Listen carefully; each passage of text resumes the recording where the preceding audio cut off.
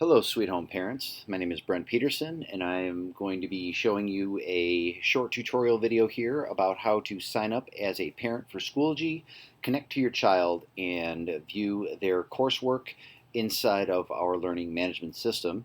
I will also go through a few of the settings that you can alter and change in order to get information sent to you instead of having to go find it.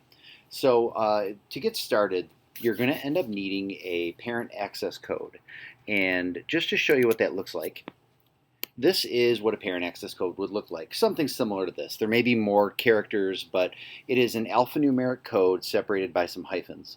The hyphens do not matter when you type it in, but that is what gets sent to you, and it's really for visual purposes for you to type in your code. So I'm going to go through on Schoology.com, and I am going to go to the sign up page, and I'm actually just going to leave my code up here so I can see it.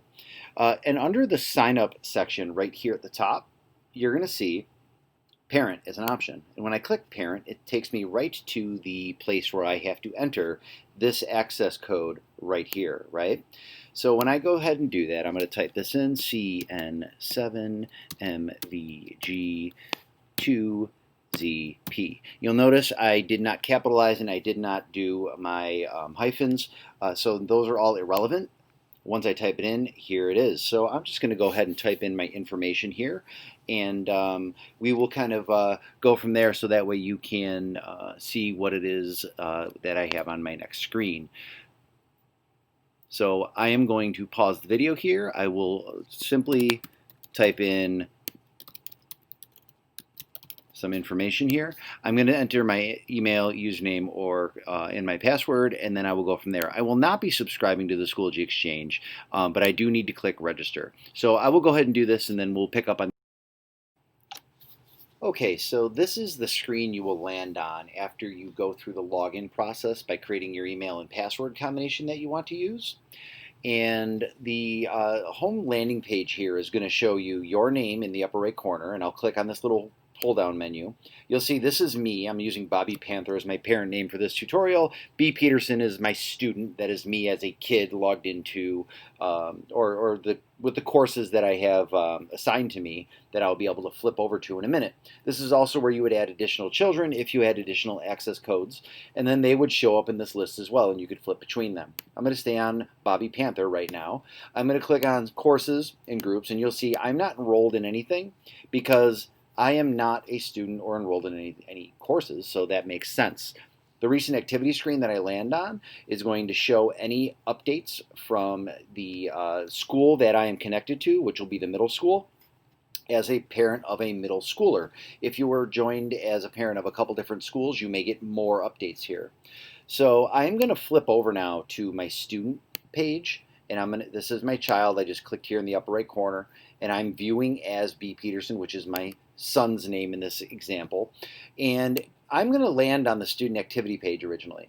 This is going to show things that my son or daughter has done. It's also going to show updates from any of their teachers or classes that they're enrolled in. The next place that I can look at is Enrollments. This is going to show all of the courses and groups that your son or daughter is enrolled in. You can see here that it is current, right? So these are the current courses that I would want to maybe jump into and look at. If I click on courses at the top, this will also show a pull-down menu of the 12 courses they are enrolled in. So here's something to pay attention to. If I click on courses at the top, you only have 12 thumbnails that you can look through, right? So if they have more than 12 courses they are enrolled in for whatever reason, this will be a not fully exhaustive list of all their courses. That is where clicking on Enrollments and seeing their course list here, you'll see that there could be more than 12 here possibly, if I was to be in more than 12. So that is, just some kind of walking around, touring your landing page that you'll kind of come up on, student activity and enrollments. In the upper or in the right side here, there's an upcoming tab. This will show you any upcoming events, any upcoming assignments or anything like that that your son or daughter will be experiencing in Schoology in the near future. And you also have an option of clicking on the calendar.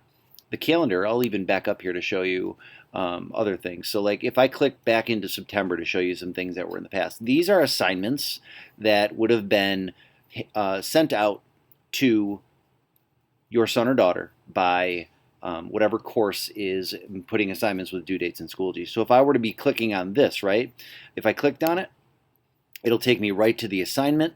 It'll show me the PDF. It'll tell me how many points and give me some of the directions that I would need to be seeing for that. If I clicked on this, it will take me right into the assignment and allow me to see, what my son or daughter would be seeing if I were to click on that. So those are some of the examples of assignments that can be popped in there, and you'll see this list be exhaustive. You can flip between month, week, or even day if you chose to, just like any other digital calendar.